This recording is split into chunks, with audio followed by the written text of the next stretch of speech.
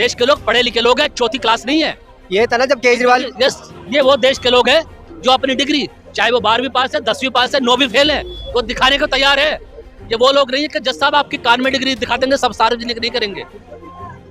हम चौथी फेल लोग नहीं है, खुलेआम दिखाएंगे अपनी डिग्री, कितने पढ़े लिखे लोग हैं। जैसे बंगाल में ताड़का बन के ममता बनर्जी जो जैसे हिंदुओं को इतना जुल्म कर रही है, वैसे ही ताड़का बन गई है अभी रेखा गुप्ता जी, जो हिंदुओं के ऊपर बुलडोजर चला रही है, मंदिरों के ऊपर बुलडोजर चला रही है। हिंदू गड़बड़ करेगा तो उसके ऊपर क्यों नहीं बुलडोजर? ये कहा जा रहा था सबके लिए एक रूल होना चाहिए देश में। मंदिरों के ऊपर बुलडोजर चल रहा है भाई, तो मंदिर पे चलेगा तो बिल्कुल बर्दाश्त नहीं किया जाएगा। ये था कि घुसपैठियों को बाहर निकाला जा रहा है बांग्लादेश। हिंदुओं को ही बिल्कुल निकालना चाहिए।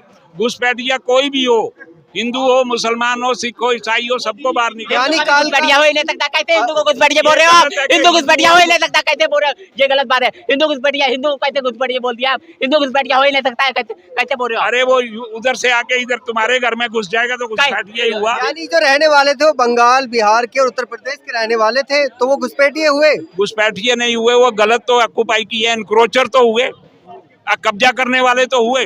तो अगर आप किसी के घर पे कब्जा कर लोगे तो आपको निकालना चाहिए कि नहीं? आप किसी की जमीन पे अपना घर बना लो तो आपको निकालना चाहिए कि नहीं? इसमें मजहब देख के कुछ मत नहीं करो, जो गलत है उसके ऊपर एक्शन होना चाहिए। क्यों जी, गलत हो रहा है क्या? देश के अंदर जब तक भारतीय जनता पार्टी रहेगी, इस भारतीय जनता पार्टी का नाम ही है बुलडोजर जनता पार्टी। ये बुलडोजर जनता पार्टी इस देश को विध्वंस करने में लगी है, देशवासियों को विध्वंस करने में लगी हुई है। कभी एनक्रोचर के नाम पे, कभी अवैध निर्माण के नाम पे, कभी इलीगल कब्जे के नाम पर।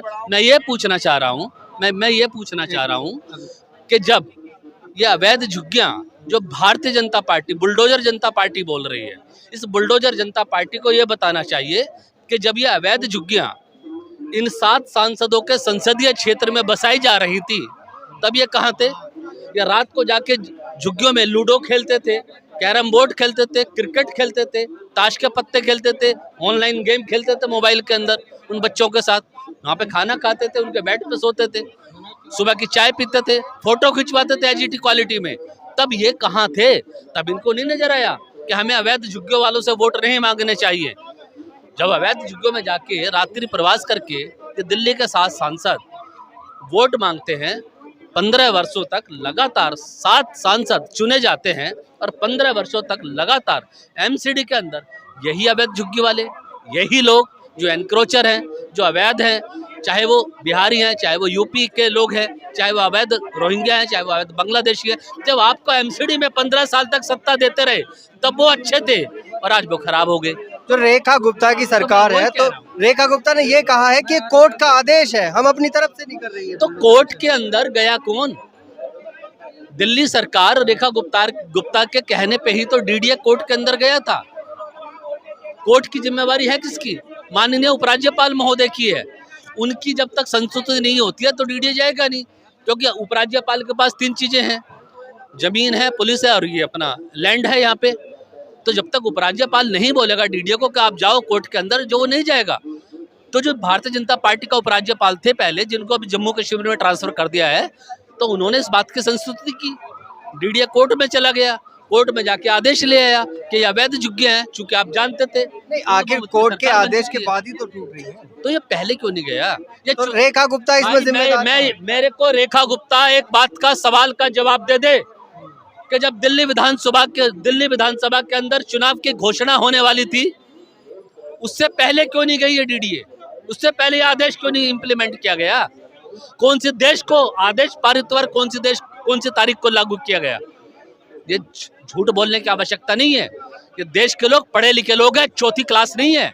ये था ना जब केजरीवाल, ये वो देश के लोग हैं जो अपनी डिग्री, चाहे वो 12वीं पास है, 10वीं पास है, 9वीं फेल है, वो दिखाने को तैयार है। ये वो लोग नहीं है कि जज साहब आपके कान में डिग्री दिखा देंगे, सब सार्वजनिक नहीं करेंगे। हम चौथी फेल लोग नहीं है, खुलेआम दिखाएंगे अपनी डिग्री, कितने पढ़े लिखे लोग हैं हम। और इसलिए ये जरूरत भी है कि देश के मुख्यमंत्री को, जो हमारे देश की राजधानी दिल्ली की मुख्यमंत्री हैं, उनको सार्वजनिक रूप से आके बिल्कुल सच बोलना चाहिए, झूठ बोलने की आवश्यकता नहीं है। झूठ ये है कि रेखा गुप्ता जैसी महिलाएं इन झुग्गियों में जा के डांस करती थी, तू मेरी बहन है, तू मेरा भाई है, तुम मेरे पिताजी हो, तुम मेरे बच्चे हो, हम तुम्हारे स्वास्थ्य का ध्यान रखेंगे, हम तुम्हारी शिक्षा का ध्यान रखेंगे, हम तुम्हें उज्ज्वला गैस दिलवाएंगे, हम तुम्हें राशन दिलवाएंगे, हम तुम्हारा आधार कार्ड बनवाएंगे, हम तुम्हारे सारे कार्ड बनवा देंगे, पैन कार्ड बनवा देंगे। तो ऐसी महिलाएं जो रेखा गुप्ता जैसी महिलाएं हैं, ये चुनाव के समय पे जाके ये झुग्गियों में डांस करती हैं और आज यहाँ पे बुलडोजर चलाती हैं। इसीलिए इस बुलडोजर पार्टी का देश से बहिष्कार करना, पलायन करना बहुत आवश्यक है और ज़रूरी है कि ये शुभारंभ बिहार के चुनावों से किया जाए।